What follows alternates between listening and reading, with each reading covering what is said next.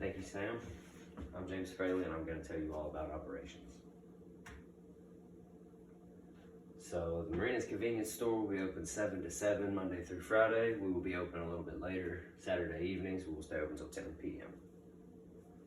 So this is the separation of duties among the managing partners. Sam will be in charge of our financial management, which is essentially payroll, recording transactions, performing tax services, bill payments, and budgeting. Charlie and Andy are the marketing team. This will be advertisement, managing social media accounts, public relations. Essentially, these two will be in charge of reaching the public, attracting their attention, and conveying Zilpo Marina's message. Operations management will be handled by Brendan and myself. We will be in charge of quality control and ensuring efficient productivity and satisfactory customer service. There are also daily operations that will be overseen by the 5 partners. Brendan and Andy will oversee dock services and maintenance. This will include refueling and moving boats when necessary. Sam and myself will operate the store, making sales, communicating with suppliers and customers. We will be tasked with keeping convenience goods and merchandise well stocked in the store. Charlie will be in charge of alcohol sales and contacting alcohol suppliers. He will ensure that alcohol within the store is always well stocked. Later, there will be employees hired to assist with these basic functions. So that brings us to hiring and personnel. There will be 5 positions that need to be filled with employees.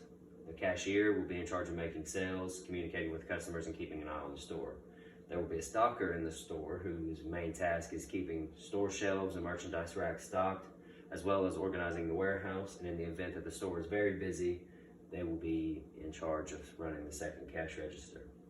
We have a dock assistant who will be tasked with helping customers dock their boats and ensuring that is done properly. We'll have a fuel pump attendant who will dispense fuel into the boats, and we will be hiring someone to keep watch over the marina at night. We take great pride in taking care of customer boats, and we want to make sure that there's no theft, vandalism, or damaging of their property. So that brings us to the application and hiring process, which begins with advertising. We will be advertising on our social media accounts, gas stations in the Morehead, Bath County area. We will advertise at Morehead State's campus as well as local high schools. These advertisements will give directions to where to find the job description on our social media account. Brendan and myself, as the managing partners, we will be in charge of reviewing applications and deciding which ones to pull based on skills, experience, etc. Employees will be screened, which will include background checks, screening resumes, and calling references. The interview process will be a pretty typical one. We will ask about previous jobs, prior work experience, what skills and experiences were learned at these prior jobs. We will also ask what makes this candidate the best candidate for this job. And then candidates will be tested on the basic skills that will be needed for the job they are applying for. So if they're applying to be a cashier, we will ensure that they can count change properly and do basic math.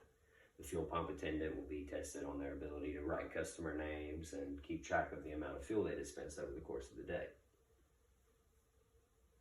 Once a decision has been made based on the testing, screening, and application process, we will then choose who to offer the position to. Once the position has been offered, the candidate will be trained by the appropriate partner, which I had discussed previously. That brings us to production equipment. We will need coolers to store beer and other beverages. We will need shelves and merchandise racks to display within the store, shelving for our warehouse area to keep things properly organized. Anchors and ropes will be needed for tying boats off at the docks, and we will need a gas tank and pump. While Zilpo doesn't necessarily produce anything, there are multiple selling processes. Among those is a boat pass selling, which is because customer comes into the store, they will let us know they want a boat pass, which will be sold in varying intervals of time. Once that's paid for, they will be given the pass, which will be placed on their boats. They can bring their boats in the water and bring them to us when they would like to dock them and leave them in our possession. Fuel sales will be done in a similar manner. Customers will pay for their fuel. They will be given a receipt for the payment of fuel, to which they can bring to the fuel pump attendant, and he will pump the gas. He will also keep track of the amount of gas he dispenses during the day and to whom he sells fuel.